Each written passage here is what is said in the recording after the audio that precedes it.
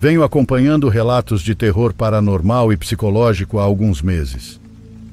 Juro, nunca me passou pela cabeça consumir tanto esse tipo de conteúdo. Ajuda muito quando enjoamos de música ou quando só queremos se deitar no sofá e escutar uma boa história. De qualquer forma, não irei me alongar mais e partirei direto para o relato. Bom, me chamo Laerte de Almeida e sou filho único. Meus pais eram pessoas humildes que ganhavam a vida trabalhando na terra e criando animais para venda. Morávamos em uma casa pequena, a cerca de 1 hora de carro do povoado mais próximo. Estávamos rodeados de morros, árvores grandes e de um rio que corria não muito longe da casa. O som da água e o canto dos pássaros faziam parte de todos os meus dias. Minha infância foi simples, então, para passar o tempo desde pequeno, aprendi a ajudar no que podia. Seja tocando o gado, limpando currais, fazendo algum artesanato ou juntando lenha para o fogo. Uma coisa que quero atentar é que meus pais sempre foram boas pessoas, daquelas que tiram da sua própria boca para dar a alguém mais necessitado. Meu pai era de temperamento tranquilo e minha mãe era uma mulher muito carinhosa. Como muitos aqui no nosso país, não tínhamos luxo, mas nunca nos faltou o necessário. Sempre havia um pãozinho e um café preto daqueles coado no coador de pano. Sempre via meus pais ralando e mesmo assim sorrindo para a vida. O problema era que havia gente que se aproveitava da bondade deles. Por mais que a gente quisesse pensar bem dos outros, sempre tinha alguém pronto para tirar vantagem. Um desses era um homem de uns 50 anos, também criador como a gente. Ele tinha suas terras perto das nossas e não aparentava ser um homem ruim. Pelo menos era o que achávamos. Era esperto para os negócios, mais esperto do que muita gente daqui. Ele chamava-se Raimundo e era um homem reservado, quase nunca aparecendo em casa. Bom, e quando aparecia era para tratar de assuntos sobre os bichos ou as plantações. Ele também era um dos poucos que não se contentava em vender para as comunidades próximas, tendo a cabeça voltada para além disso. Ele queria vender leite e produtos em cidades maiores, onde pagavam melhor e muita gente o admirava por isso. Diziam que era um homem visionário, mas nós mal percebíamos essas coisas. Raimundo propunha ao meu pai negócios que pareciam bons, mas que sempre acabavam beneficiando ele. Comprava leite por preços baixos, levava bezerros dizendo que depois pagaria melhor, ou trocava produtos prometendo uma coisa que no final era outra.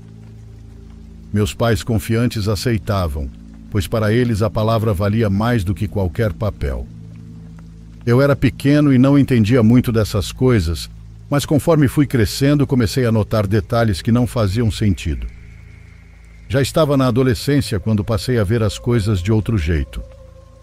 Na época eu tinha 16 anos e tudo começou com o sumiço de uma vaca. Um dia simplesmente não a encontramos. Meu pai disse que ela devia ter se embrenhado no mato e que com o tempo voltaria sozinha. Mas passaram-se dias e nunca mais soubemos dela. Não demos muita importância, pois no campo essas coisas às vezes acontecem.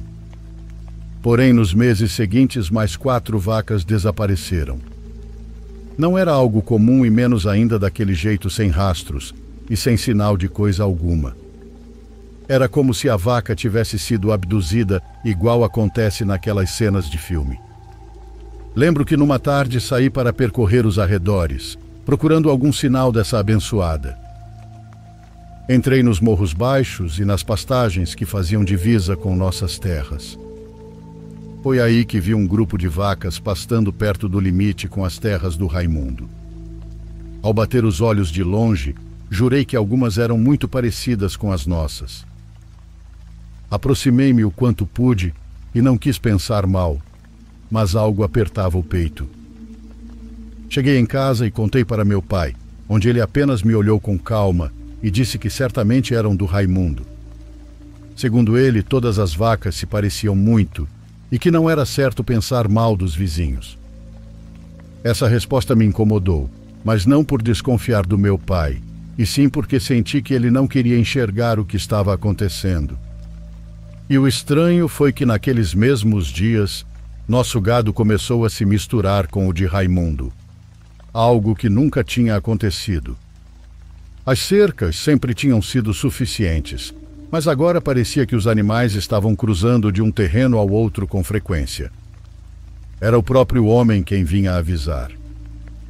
Chegava dizendo que já havia separado o gado, mas que deveríamos reforçar as cercas, porque depois era difícil distinguir um do outro. Meu pai agradecia os avisos, mas quando íamos verificar, sempre faltava uma ou duas vacas. Era como um padrão que se repetia. Nessa época, Raimundo já tinha começado a marcar seu gado, usando um ferro com suas iniciais. Meu pai não tinha esse costume, já que para ele bastava reconhecer as vacas pelas manchas e pelo corpo. Isso bastava em outros tempos, mas agora não mais. Quando eu andava por aí, via vacas que antes eram nossas com a marca de Raimundo no lado. Não era algo que se pudesse provar ou apontar diretamente, mas no fundo eu já sabia que ele estava nos roubando. E o pior era aquela sensação de impotência, como se tudo estivesse acontecendo diante dos nossos olhos e ninguém pudesse ou quisesse fazer nada. Uma tarde saí com meu cachorro para limpar uma trilha que usávamos para levar as vacas até o rio. Era um caminho estreito, cheio de galhos e pedras que às vezes bloqueavam a passagem. Enquanto trabalhava, vi um homem se aproximando vindo do mato. Era de pele queimada de sol, vestia uma calça surrada, chapéu velho e botas de trabalho. À primeira vista não parecia alguém perigoso, mas havia algo nele que me chamou a atenção. Seus olhos eram um pouco mais abertos que o normal e a boca parecia se estender mais do que devia. Ele se aproximou devagar, levantando a mão em sinal de cumprimento. Ficou me bisoiando por um segundo. Depois me perguntou se eu era chegado do Sr. Beto. Sem pensar, respondi que ele era meu pai. Então o homem ajeitou o chapéu, me olhou fixamente e disse que estavam roubando nossas vacas. Que aquele homem, referindo-se a Raimundo, era mau e invejoso. Ele estava se aproveitando da bondade e ignorância dos meus pais. Sua voz era firme e não deixava espaço para qualquer dúvida. Fiquei calado, sem saber o que dizer. Meus pais me ensinaram a respeitar os mais velhos, a não responder mal nem quando a gente tem razão. O homem me deu um tapa no ombro e foi embora pelo mesmo caminho, como se nada tivesse acontecido. Continuei limpando o caminho, mas já não era o mesmo, pois sentia um incômodo que não me deixou o dia inteiro. 2 dias depois, sem que meus pais soubessem, criei coragem e fui até a casa do Raimundo. Não queria acusá-lo diretamente, mas insinuei que havia vacas parecidas demais com as nossas. No começo ele me recebeu sério como sempre, mas quando comecei a falar sobre o gado, sua expressão mudou. Ele ficou vermelho de raiva, igual um pimentão. Disse que eu era um mal-criado, e como eu ousava insinuar tal coisa. Também disse que ele não precisava roubar nada, que tinha dinheiro de sobra e não toleraria que um projeto de homem viesse desrespeitá-lo.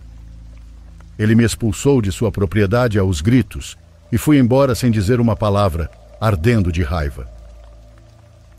Nessa idade, a gente já começa a ver o mundo com outros olhos, e por mais que doesse admitir, a reação dele deixou claro que escondia alguma coisa.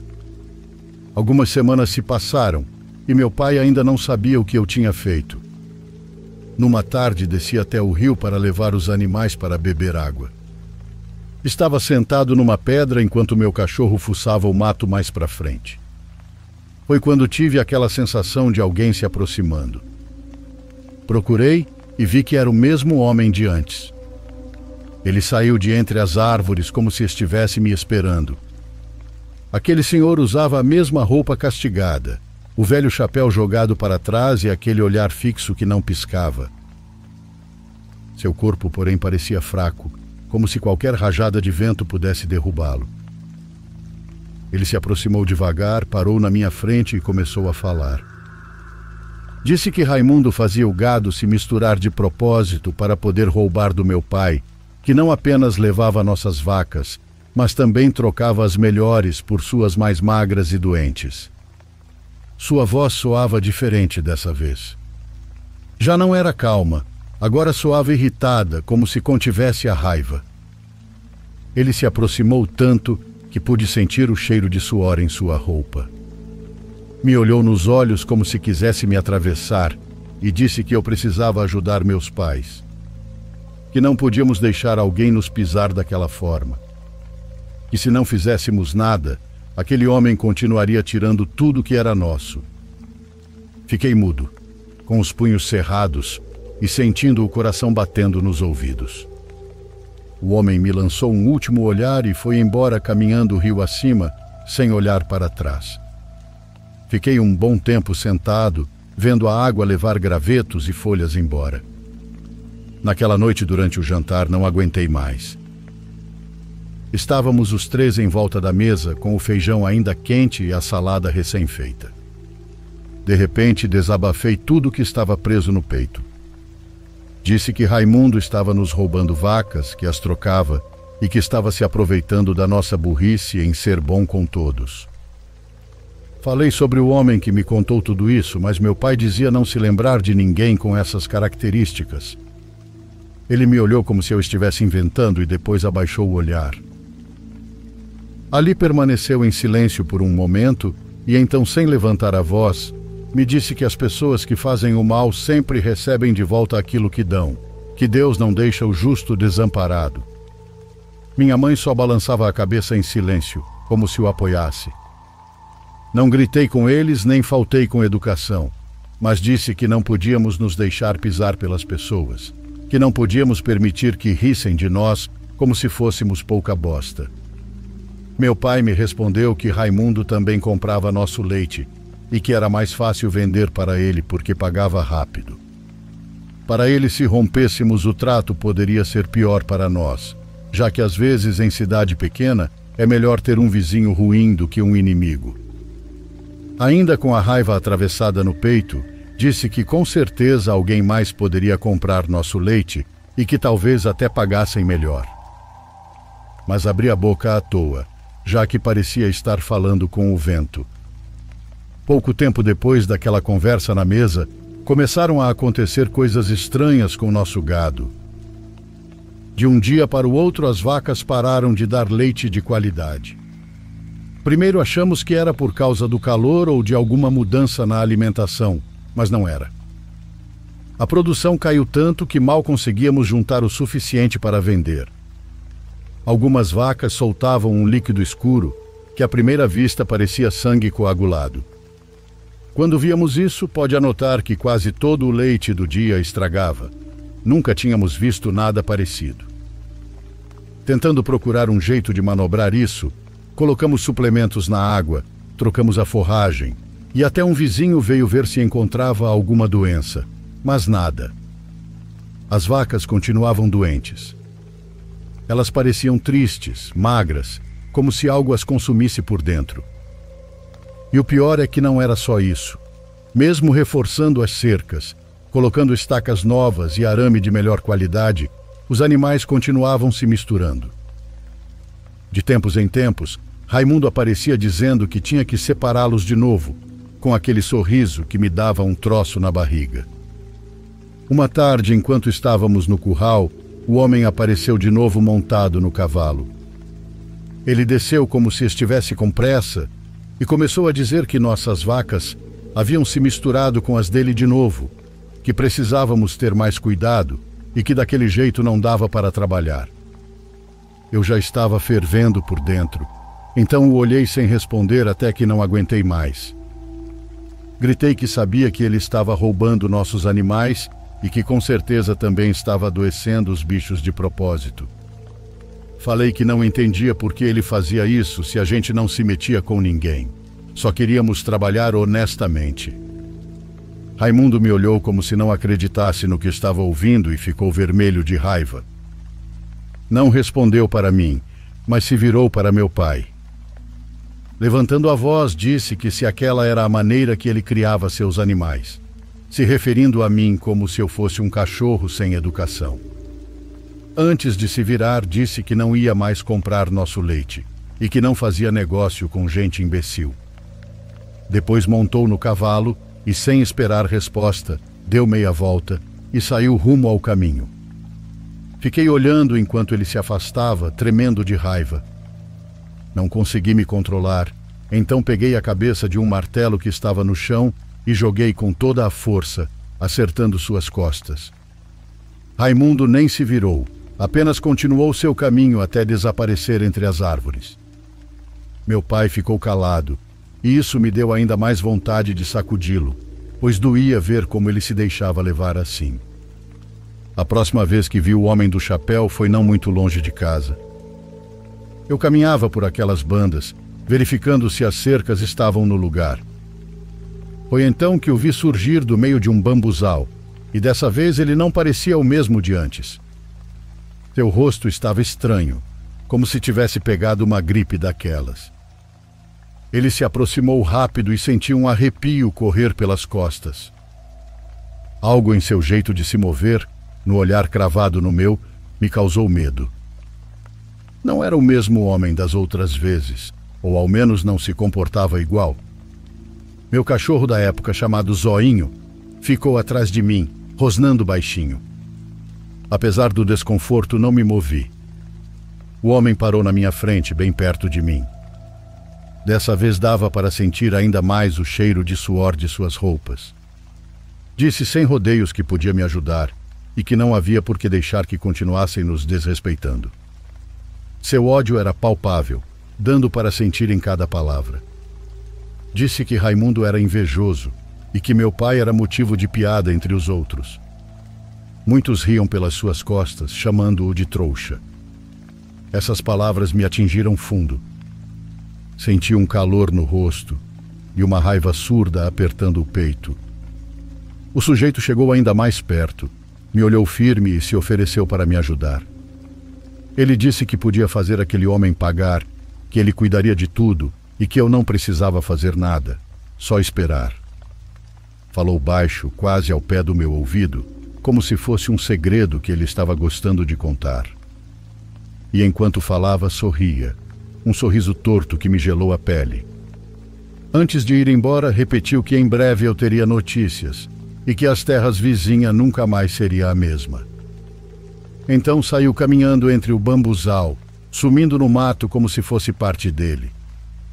Poucos dias depois, comecei a notar que as coisas na casa de Raimundo não iam bem. Fiquei sabendo pelos comentários dos outros fazendeiros. Diziam que a mulher dele tinha sofrido um acidente no galinheiro, caindo de cabeça sobre uma pedra. O tombo foi tão feio que ela não conseguiu se levantar sozinha e teve que passar dias de cama. A princípio, achei que era coincidência, já que essas coisas acontecem no dia a dia de tanto trabalho. Um passo errado, uma distração, e tudo muda em um segundo. Mas não foi só isso. Dias depois caiu uma tempestade forte que sacudia as árvores como se quisesse arrancá-las do chão. Ao amanhecer, meu pai soube por um vizinho que um raio caiu na propriedade do Raimundo. E não só isso. O raio matou 4 vacas de uma vez. Quando ele me contou, senti um arrepio, já que tudo isso era coincidência demais. Primeiro o acidente da mulher, depois o gado. Algo dentro de mim queria acreditar que era coisa do destino e que finalmente o mal que ele fez estava voltando para ele. Mas outra parte mais escura se sentia culpada. Me sentia mal porque, mesmo sem dizer em voz alta, me dava uma certa satisfação saber que algo estava dando errado para ele. Mas desde então comecei a notar algo estranho perto de casa. Nos primeiros dias achei que era por conta de toda a canseira que sentia, mas não. Algumas madrugadas os animais estavam muito agitados. Às vezes meu pai ia ver, em outras era minha vez. Era nessas noites que eu via algo estranho se movendo no mato. Parecia uma pessoa, mas não era. A silhueta era fina e encurvada, com algo que parecia 2 chifres curtos na escuridão. Se movia rápido, como uma sombra deslizando entre os troncos. Sempre que eu tentava focar, desaparecia. No começo, como eu disse antes, achei que fosse o cansaço do trabalho, mas quanto mais o tempo passava, mais certeza eu tinha de que não estava imaginando. Durante esse tempo, meus pensamentos começaram a mudar de uma forma que eu não gostava de admitir. A raiva que sentia por Raimundo crescia a cada dia. Era uma rejeição e um ódio que entalava na garganta. E o pior era que enquanto esse sentimento me consumia, as coisas dele iam desmoronando como se tudo o que eu desejasse estivesse se realizando. Não era que eu visse com os próprios olhos, mas ficava sabendo pelo que meu pai contava. Diziam que o leite dele estava ficando contaminado como o nosso estava até um tempo atrás, que não servia mais para vender e que os compradores estavam devolvendo os pedidos. O gado dele adoecia um atrás do outro. Ele mesmo começou a falhar nos compromissos com outros produtores da região. Tudo isso aconteceu em apenas 4 meses. 4 meses em que todo o seu pequeno império desmoronou. E eu, em vez de sentir pena, senti uma satisfação amarga que me queimava por dentro.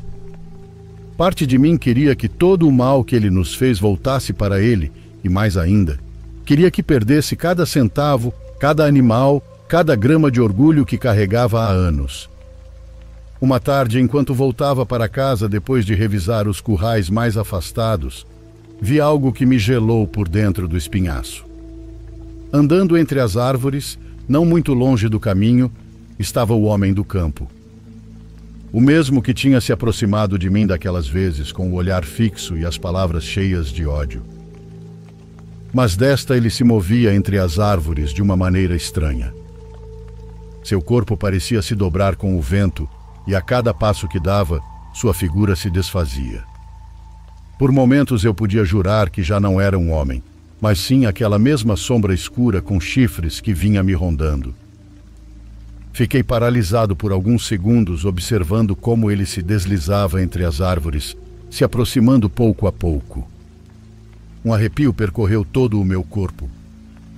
Percebi que ele não andava ao acaso, estava me seguindo. Zoinho começou a latir igual um doido sem parar. Não era um latido comum, era desesperado, como se quisesse me avisar de algo. Meu coração começou a bater tão forte que parecia que ia explodir no peito. Não pensei mais em nada e disparei pela trilha. Zoinho corria ao meu lado, mal conseguindo latir de tão cansado. Eu ouvia os passos atrás de mim e cada vez que olhava para trás, sentia que aquela coisa estava mais perto, que se eu me distraísse por um segundo, ela me alcançaria. Botei as canelas para trabalhar como nunca havia feito na vida. Não parei nem para olhar para trás, só corri, desviando de galhos, pedras e respirando terra. Cheguei em casa quase sem ar, com o peito ardendo e as pernas doendo. Pulei o curral de um salto e entrei direto na cozinha, onde minha mãe estava fazendo bolinho de batata. Ela me olhou confusa, mas eu disse que estava tudo bem. As noites deixaram de ser tranquilas, quando comecei a sentir que alguém falava ao meu lado enquanto eu dormia. Não eram vozes altas, mas palavras quase imperceptíveis que se infiltravam nos meus sonhos e me faziam acordar com o coração na boca. Algumas manhãs eu acordava com marcas nos braços, como se algo tivesse me arranhado durante o sono. Eram linhas avermelhadas, às vezes longas, outras vezes pequenas, mas sempre doíam pra caramba. A primeira vez que vi, quis acreditar que eu mesmo as fizesse me mexendo na cama, mas no fundo eu sabia que não era normal. Até minha mãe parecia suspeitar que algo não estava certo, mas eu não queria contar nada. Não sabia por quê, apenas algo dentro de mim dizia que eu não devia falar. Também durante o dia comecei a ver coisas. Quando estava ordenhando as vacas ou recolhendo lenha, sempre via a mesma figura de chifres curtos que se movia entre as árvores ou espiava atrás de alguma pedra. Às vezes era pequena e rápida como um animal, mas em outras ocasiões, quando eu levantava o olhar, A sombra era tão grande que parecia se fundir com as árvores. Quando me tocava fazer alguma coisa que precisava ficar parado, quase sempre sentia que algo se sentava ao meu lado no chão. Eu não via diretamente, mas dava para sentir que algo estava ali comigo. Era como se alguém estivesse muito perto, me observando trabalhar. Essa sensação me seguia quase o dia inteiro. Não importava se eu estava sozinho na propriedade, no mato ou perto do tanque de água, sempre havia essa presença insuportavelmente próxima. O pior era o que ela dizia às vezes. Enquanto eu trabalhava, ouvia aquela voz me dizendo coisas que, no fundo, eu gostava de ouvir. Dizia que Raimundo ia apodrecer em suas terras, que tudo o que ele nos tirou lhe custaria caro e que eu não precisava carregar nada. Aquela voz prometia me ajudar a trazer boa sorte, a vender mais e a levantar nosso nome como nunca antes. Parte de mim queria acreditar, mas outra parte sabia que aquilo não era bom, que ele estava ali não para me ajudar, mas porque se alimentava do meu ódio e do meu rancor. Eu sabia que aquela presença era a responsável por tudo o que estava acontecendo e que a cada dia ela ficava mais forte. Com o passar do tempo, as noites mudaram de novo. Já não era só ouvir vozes ou sussurros. Agora aquele ser me mostrava sonhos. Sonhos tão vívidos que doíam ao despertar. Sonhava com meus pais, mas não como eu os via todos os dias cansados e lutando para sobreviver. Nos sonhos tudo era diferente. Meu pai tinha mais gado do que nunca, vacas fortes e saudáveis. Ele sorria enquanto dirigia uma daquelas Hilux que sempre quis, mas só podia ver passando pela estrada de terra. Minha mãe tinha sua cozinha arrumada, uma geladeira grande, um fogão novo e uma máquina de lavar que facilitava a sua vida. Tudo era acolhedor, iluminado e cheio de calor. Eles me abraçavam e me agradeciam, dizendo que finalmente a vida estava lhes devolvendo tudo de bom que haviam plantado com tanto esforço. Eram sonhos tão reais que às vezes eu acordava chorando, ainda sentindo o peso do abraço da minha mãe e a mão firme do meu pai sobre o ombro. A felicidade era tão grande nesses momentos que eu não conseguia evitar ficar deitado por um tempo. Mas sempre que eu abria os olhos, aquele ser estava à minha espera num canto do quarto. Não se movia, não fazia barulho, apenas estava ali de pé.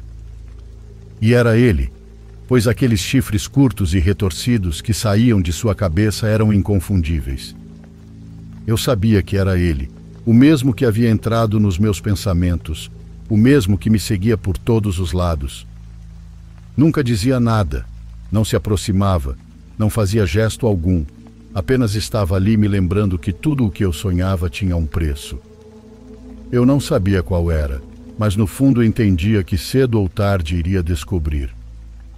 Eu não falava com aquele ser, tentava não lhe dar atenção, mas às vezes sentia que ele estava perto demais, como se não precisasse de palavras para se fazer notar.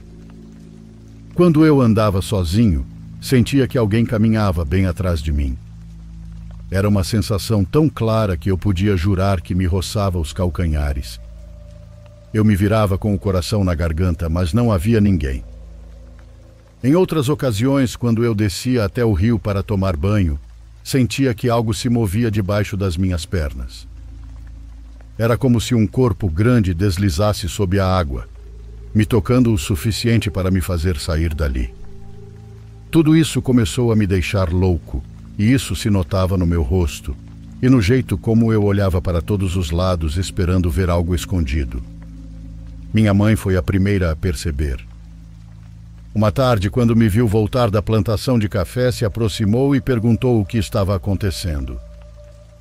Disse que me achava estranho havia dias, que até o cachorro me seguia com os olhos. Eu só dizia que não era nada, pois não conseguia contar. Sentia que se falasse sobre isso e desse um nome, de alguma forma aquilo se tornaria mais real, e era algo que eu não queria aceitar. Na roça já tinha ouvido contos antigos sobre seres das trevas que ofereciam realizar desejos em troca de coisas que a gente nem podia imaginar.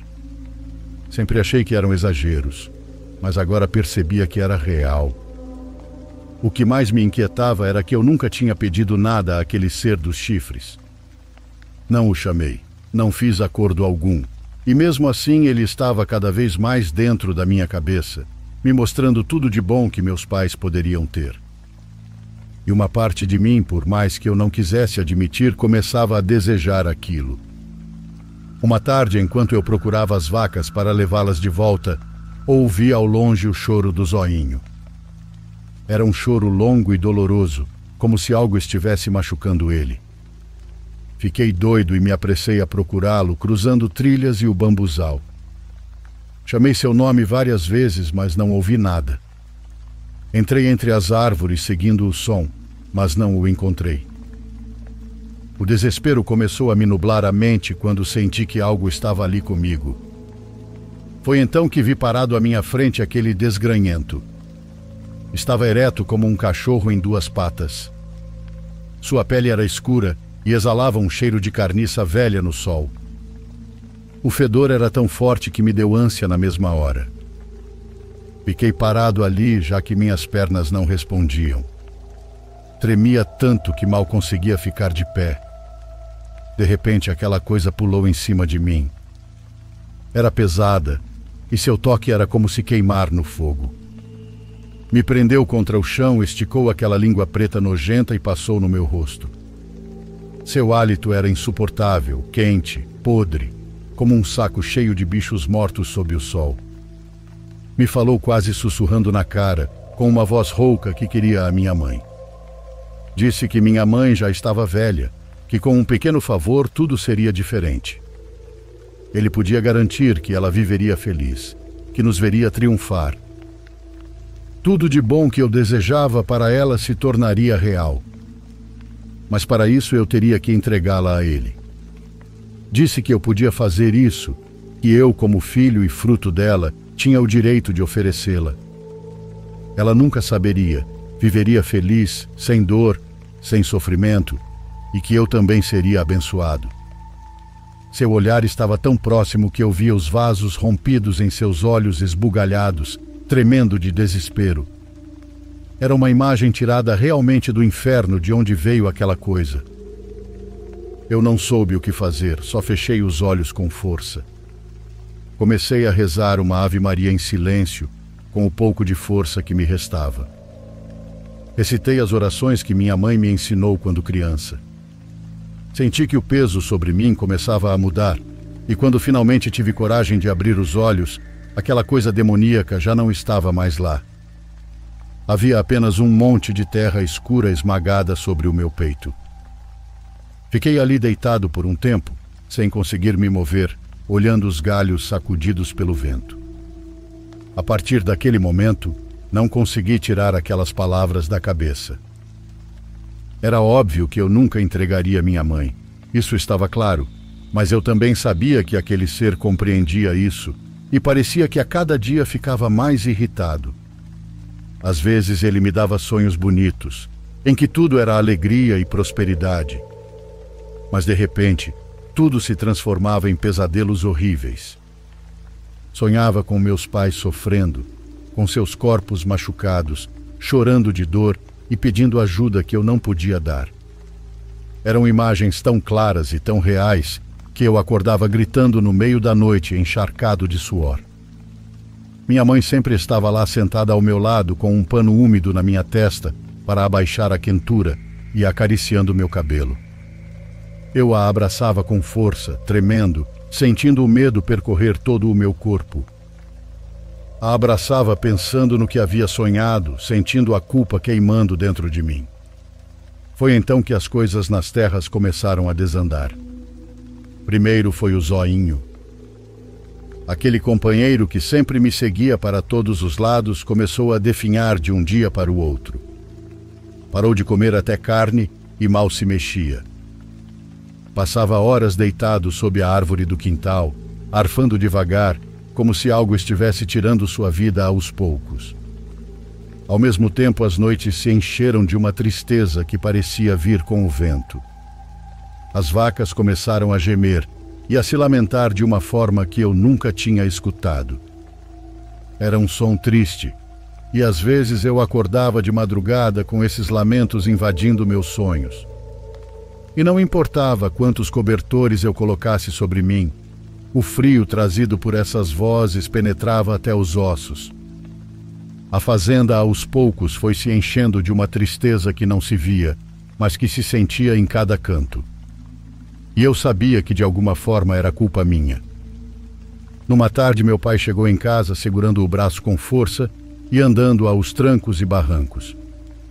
A camisa estava rasgada e dava para ver um pouco de sangue. Minha mãe correu para ajudá-lo, pois eu mal consegui alcançá-lo antes que ele desabasse no banquinho ao lado do fogão. Ele disse que uma cobra o havia mordido enquanto pegava lenha perto do rio e que tinha feito um torniquete. Colocamos um pano molhado em sua testa e demos água fresca enquanto minha mãe preparava remédios para baixar a febre. Quando finalmente conseguiu falar, deitado na cama, meu pai disse algo que nem sei como descrever a reação que tive. Com a voz tentando disfarçar o medo, ele contou que enquanto estava no rio, antes da mordida, viu algo que não conseguia explicar muito bem. Disse que estava sendo seguido por um cachorro em pé sobre duas patas, com corpo de pessoa, mas com braços curtos e desproporcionais. O viu se movendo entre as árvores, primeiro de longe, como se o estivesse caçando. Meu pai atirou uma pedra com toda a força, mas a coisa nem se mexeu. Continuou vindo cada vez mais rápido, com movimentos desajeitados até que quase o alcançou. Foi então que ele correu, e sem perceber uma cobra o mordeu bem no braço. Não teve tempo de reagir, só viu o que à primeira vista parecia uma jararaca em sua pele. Eu ouvia em silêncio, sentindo um caroço na garganta de nervoso. Sabia exatamente do que ele estava falando, sabia o que era aquele ser. Era aquela mesma criatura que há semanas vinha me perseguindo nos sonhos e quando eu estava acordado. E agora já não vinha apenas por mim, agora também aparecia para meus pais. Naquela mesma noite não consegui mais me calar. Sentei com meus pais na cozinha e contei tudo. Falei das vozes, dos sonhos e da sombra com chifres que me seguia há semanas. Enquanto falava, ouvia a mim mesmo e tudo soava tão irreal que por um momento duvidei das minhas próprias palavras. Mas não vi incredulidade em seus olhos. Meus pais acreditaram em mim e não duvidaram nem por um segundo. E isso, de certa forma, partiu ainda mais meu coração. Minha mãe foi quem mais se assustou. Assim que terminei de falar, se levantou sem dizer nada, buscou uma garrafa de água benta e começou a aspergir pela casa inteira. Depois, colocou cruzes de folhas de palmeira atrás das portas e debaixo das camas, rezando em voz baixa enquanto caminhava de um lado a outro, como se tentasse selar cada canto. Naquela noite, apesar de todas as orações e proteções, me senti mais vulnerável do que nunca. Não era como antes, quando eu carregava o medo sozinho. Agora meus pais também sabiam e estavam em perigo. Minha mãe rezou muito naquela noite, não só por nós, mas também por Raimundo. Rezou pedindo que Deus tivesse piedade da fazenda, que os ajudasse a sair dos problemas e que todo o mal que rondava se afastasse de todos, até mesmo daqueles que nos haviam feito mal. Isso me incomodou profundamente. Enquanto a ouvia pedir pelo bem daquele homem, algo dentro de mim se irava. Não entendia como podiam ser tão bons, como podiam continuar desejando o bem a alguém que claramente nos pisoteou e nos roubou. Senti uma raiva que subia pela garganta como ácido. Mas ao mesmo tempo, no fundo do meu ser, eu soube que aquela raiva não era minha. Sentia que algo a alimentava, que algo a empurrava de dentro. Era como se o ódio que se acumulava em meu peito não tivesse nascido em mim, mas tivesse sido plantado como uma semente podre. E esse algo sabia exatamente quem eu era. Meu pai amanheceu com marcas horríveis na pele. Feridas abertas que subiam do pulso até quase o ombro. A carne estava inflamada e vermelha, com manchas escuras que pareciam podres. O cheiro que saía das feridas era forte e meu pai mal conseguia mover o braço. Ele gemia de dor, apertando os dentes para não gritar.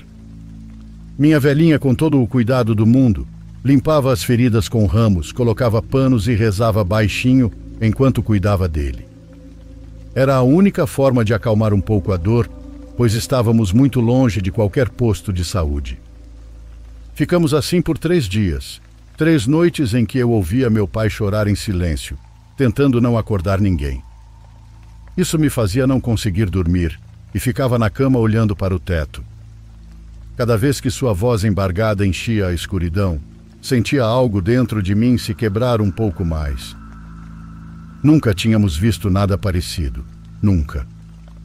Era incrível o quão rápido aquela mordida, ou o que quer que fosse, tinha se infectado.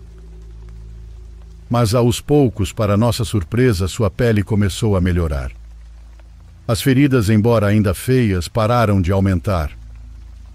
A dor também diminuiu e meu pai voltou a se sentar na cozinha, a tomar café e a olhar pela janela em silêncio. Depois daqueles dias, não deixamos mais a escuridão nos pegar desprevenidos. Todas as noites, quando o sol mal se escondia atrás dos montes, nos sentávamos os 3 para rezar. Rezávamos pela proteção da nossa casa, dos nossos animais e do pouco de terra que nos restava. Não estou mentindo, porque assim que escurecia, um peso caía como um manto sobre toda a fazenda. O vento parava de soprar e as árvores pareciam segurar o ar. Sentíamos que algo caminhava por todo o lado. O zoinho que antes dormia do lado de fora, agora ficava dentro com a gente. Colocávamos ele aos pés da cama ou perto da porta, como ele ficava antes de crescer. Minha mãe fez cruzes de madeira e nós as pregamos perto do curral, nos cantos da casa e até entre as árvores mais próximas. Tudo para proteger nossas vacas, nossos cavalos e a nós mesmos. Mas mesmo que fizéssemos tudo isso, o medo continuava ali. Durante esses dias, meu pai continuava doente e mal conseguia caminhar do quarto até o quintal sem perder o fôlego. E como ele sempre foi quem cuidava da fazenda, agora toda a responsabilidade caiu sobre mim. Mesmo com as vacas ainda doentes, mesmo com a terra ficando mais seca e pesada a cada manhã, minha mãe nunca deixou de me dizer para ter fé, que as coisas iam melhorar cedo ou tarde. Ela me dizia que a gente precisava manter a cabeça erguida, ser honesto e nunca perder a dignidade nem o coração limpo. Lembro que numa tarde de maio, enquanto voltava do rio com a roupa encharcada de suor e a alma cansada, vi aquela coisa como sempre. Estava ao lado de uma árvore, espreitando como se estivesse brincando comigo. Tinha a mesma forma curvada, os mesmos chifres curtos e um sorriso asqueroso atravessando o rosto todo. Sem pensar, gritei para que me deixasse em paz e que não se aproximasse da minha família. Eu não devia nada a ele, nunca pedi favor algum, então ele não tinha direito de cobrar algo que nunca foi pedido. Gritei com toda a raiva e com toda a desesperança que vinha carregando há semanas. Mas aquela coisa apenas riu de mim e depois desapareceu. Fiquei ali parado por um bom tempo, como se tivesse corrido quilômetros, olhando para o mato em silêncio. As noites voltaram a se encher de sombras. A presença retornava vez após vez, agora dentro da minha própria casa, sentada sobre mim enquanto eu dormia. Sentia o peso de seu corpo sobre o meu, imóvel e frio, como se uma pedra enorme tivesse caído no meu peito. Não conseguia me mexer nem gritar, só podia sentir as lágrimas escorrendo pelo rosto enquanto o ar escapava com dificuldade. Sentia como se algo apertasse meu pescoço, como se quisesse enfiar os dedos pela minha garganta. Às vezes o mais terrível era sentir que algo se arrastava dentro de mim, como se uma serpente descesse pela minha garganta e se enrolasse no meu estômago. Queria gritar e implorar, mas nem voz eu tinha. Ainda ouvia no meio do sonho aquela oferta de que ele me daria tudo e que eu só precisava aceitar. Mas quando na minha mente dizia um não, era quando tudo piorava. Sentia que alguém queimava minha pele com fogo, como se estivesse sendo castigado por não ceder. Acordava ao amanhecer com o corpo encharcado de suor, o corpo doente, a garganta fechada e um nó no peito que demorava a passar. Mas o pior não era a dor, era a angústia. Aquela angústia que me deixava tremendo o dia inteiro, sem conseguir me concentrar em nada, com a sensação de que algo ainda estava dentro de mim se alimentando de cada pedaço. E lá estava minha mãe, sempre dizendo que Deus não nos abandonaria e que o mal nunca vence o bem se a alma da gente estiver limpa.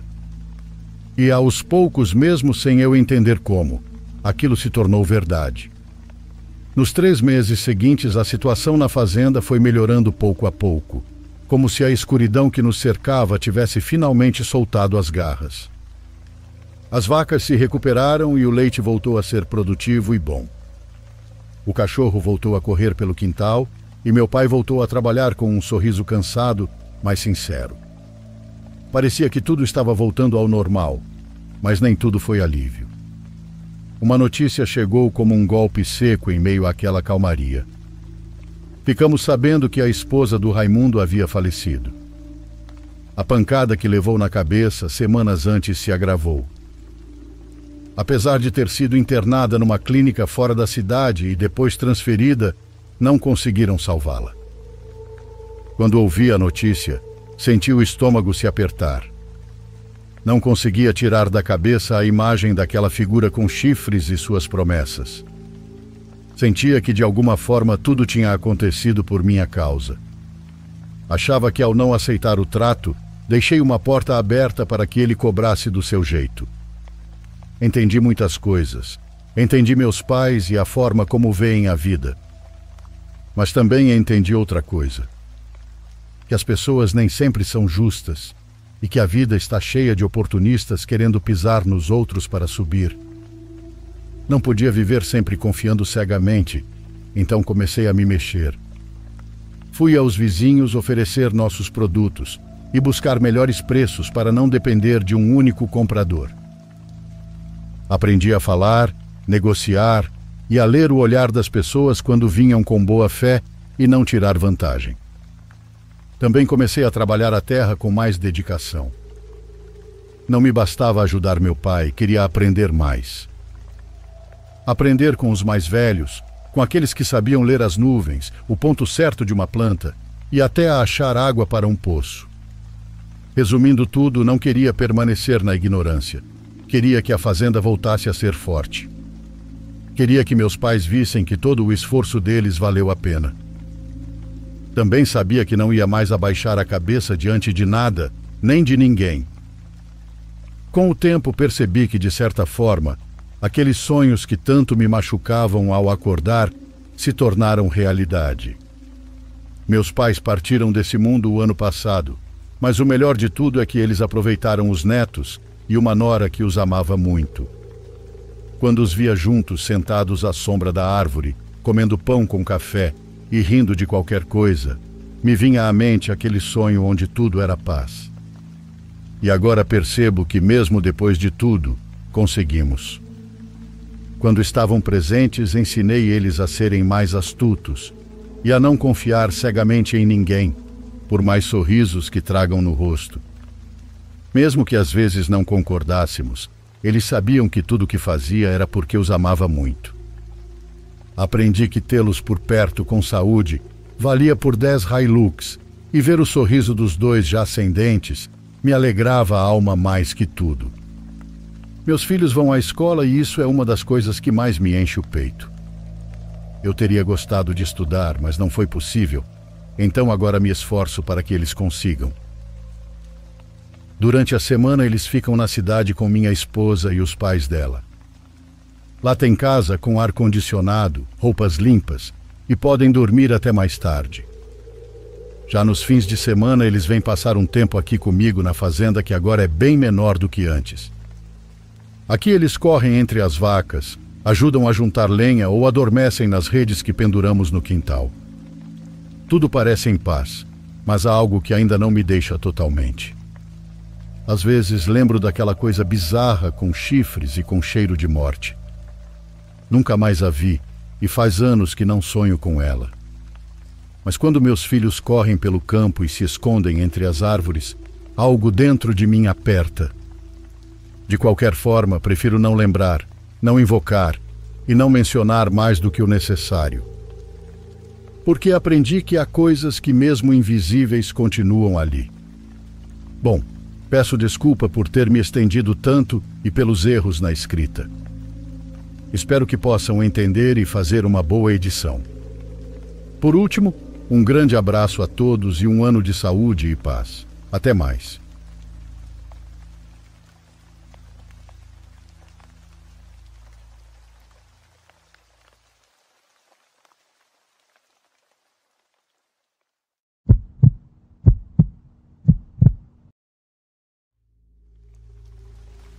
Eu costumava morar em uma pequena cidade no norte do Texas, perto da fronteira com o Oklahoma, e essa cidade tinha muitas áreas antigas e degradadas.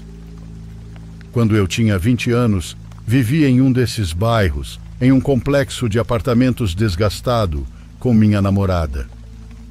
O lugar não estava em boas condições, mas era o que podíamos pagar na época. A área era conhecida pelo crime, e as pessoas frequentemente falavam sobre furtos e invasões. Não era incomum ouvir sirenes de polícia à noite ou ver atividades suspeitas nas ruas. No entanto, eu não estava muito preocupado, porque antes disso eu havia morado em Oak Cliff, que tinha uma reputação ainda pior. Uma noite eu estava de folga do trabalho e lendo um livro chamado Shogun na sala de estar. Estava lendo há cerca de 2 ou 3 horas quando percebi que precisava ir ao banheiro. Coloquei o livro de lado e me levantei para ir para o fundo do apartamento.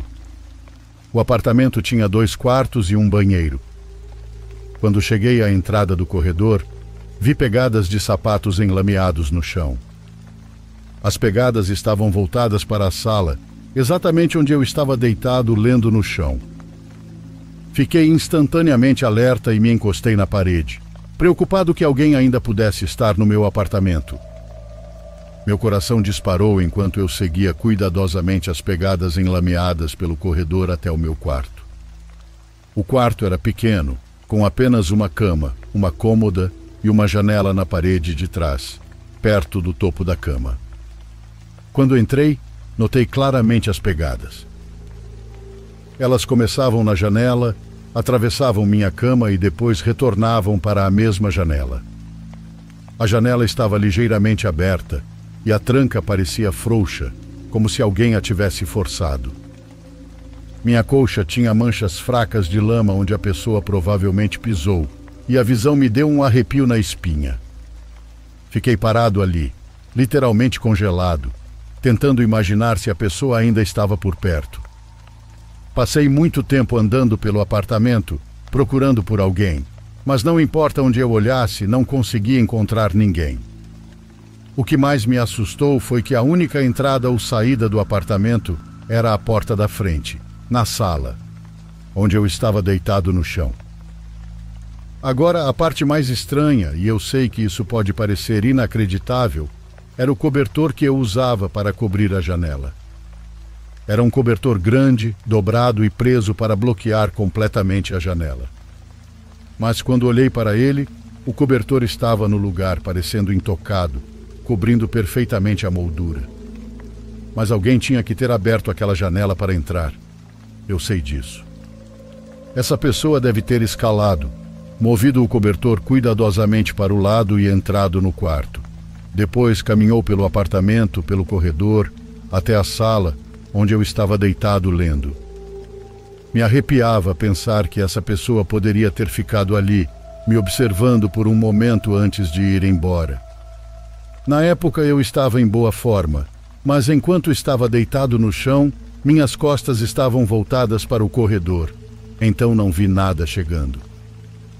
Depois daquela noite, não consegui dormir direito por semanas e continuava sentindo como se alguém estivesse me observando. Minha namorada ficou preocupada no começo, mas como ela não estava lá quando aconteceu, não entendia por que eu estava tão assustado. Eventualmente ela ficou frustrada com o quanto eu estava nervoso e sugeriu que nos mudássemos para outro lugar. Demorou alguns anos para eu superar isso, mas ainda há momentos em que me pego pensando no que aconteceu. Penso em por que a pessoa não chegou mais perto ou por que não fez nada além disso. E ainda não consigo entender como ela entrou em primeiro lugar. A ideia de alguém conseguir entrar assim e sair sem deixar vestígios ainda me dá arrepios.